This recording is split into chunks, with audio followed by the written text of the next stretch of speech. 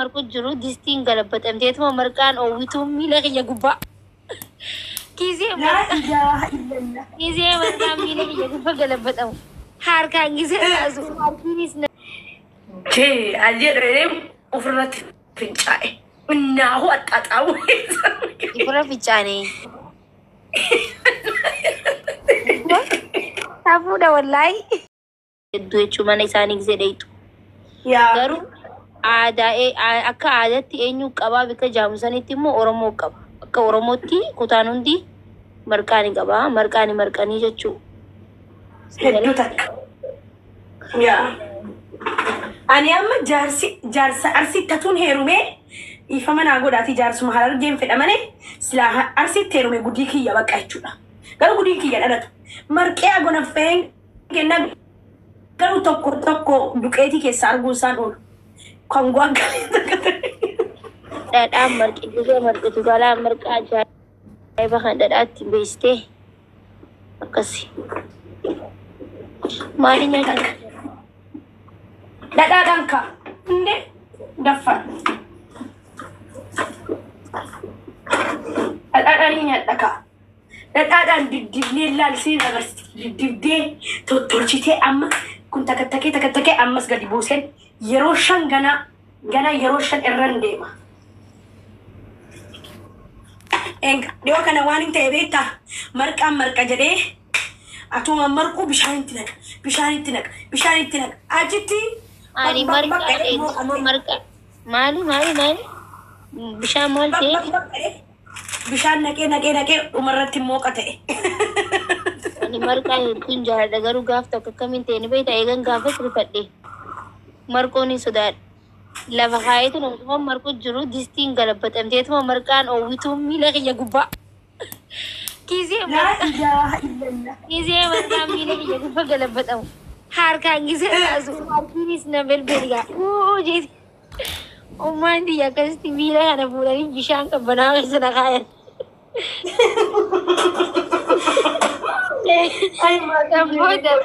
Bishaan qabbanaadha wallaahi dinnichaadha baalisiin akka olgeetti narra godhanii eega guyyaa saniiti marqaa lafa taa'ee marquma wallaahi nafnee barinta. Ijoollummaadhaa beekte harkaaniin kaasee bar deemee firraan harkaan kaasee argine waliin na belbeli. Eega guyyaa sanii hin sodaadha. Habiibti.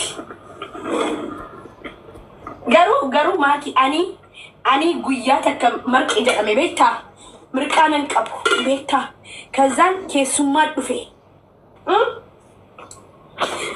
eenyu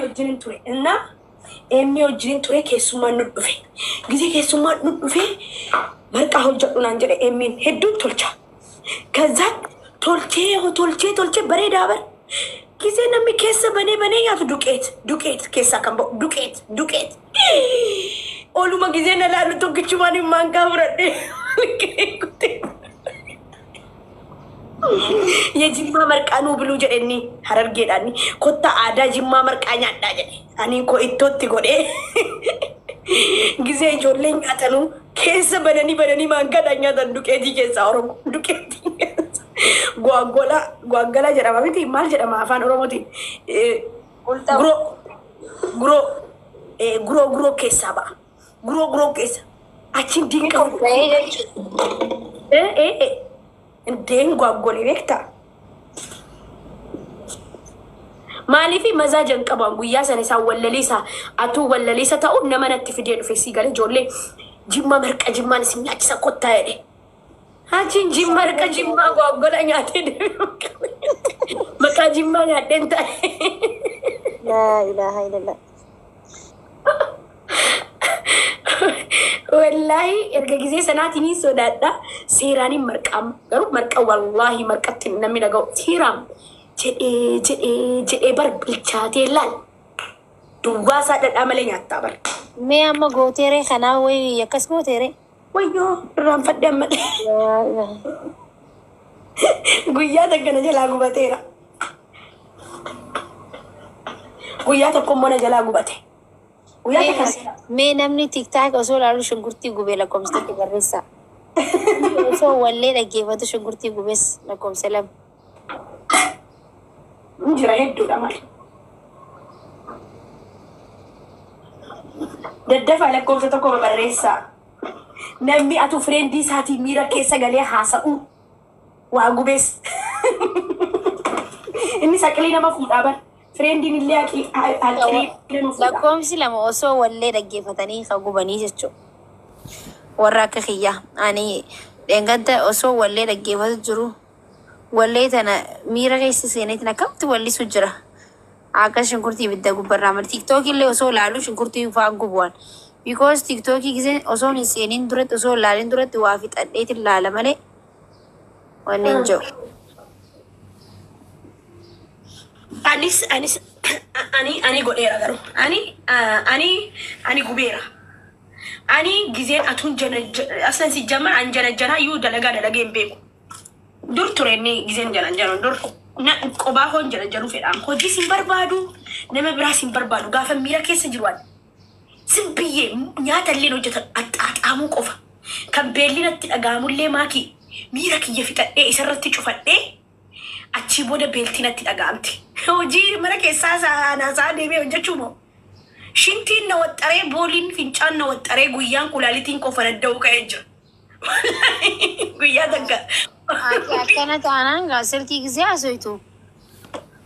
Nama ifaan qabee goggogee taate gisee haasoytu. Akkana taanaan bar goggoytu jechuudha. Bar fichaa yoo si qabeellee yoo fichaanne ይሄ ማለት ትልቅ ችግር ነው። መና ያላ ደግሞ ቀብዳ እሺ ለቲም ቆልቢታን ጉያ ተከሞ ጄ አጀረም ኡፍረት ፍንጫይ እናሁ አጣጣው ይፍራ ፍጫኔ ታፉዳ ወላይ እናሁ ይሰገዴ ዲሙኒ ሱንቲ ኦሮሞ ሰገኒ ሳደቡረ ረን ታይድ መሽር ጎዴ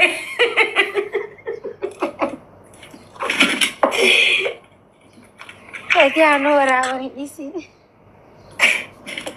Oromoon waraabina. Oromoo shiita keeti sadeen gaddaa sin sattarre. Waan kanaa miteette. Gaa keeti qoy sagalee akkana godhe. Wallaahi maaki. Wallaahi guyyaa takka jechuudha. Innaahu gaafa miira keessa galee nama takka bira wajjin wal arguun barbaadu. Saahiban barbaadu. Waan takkan barbaadu. Sabuyyee arra wanni qabnaa mi sagantaa qabnaa ni beektaa mi sabru. Faamilii tiyya tana fooloo hin deebisaa biqoo sabrinaa tana jalaan baatu gisee hunda nama akkanaa kanaaf. Fooloo yoo deebisan nama qocca'u. Sabruyyee arra ni dhufna. Arra gaani beektaa mi sagantaa qabnaa. Sagantaa itti laffee akkanatti sammuun ittiin warra ertatan. Tanaaf bannee amma arra sagantaan arraa fi boru yaadannoo Hacaaluu Hundeessaa Juun 29 miti.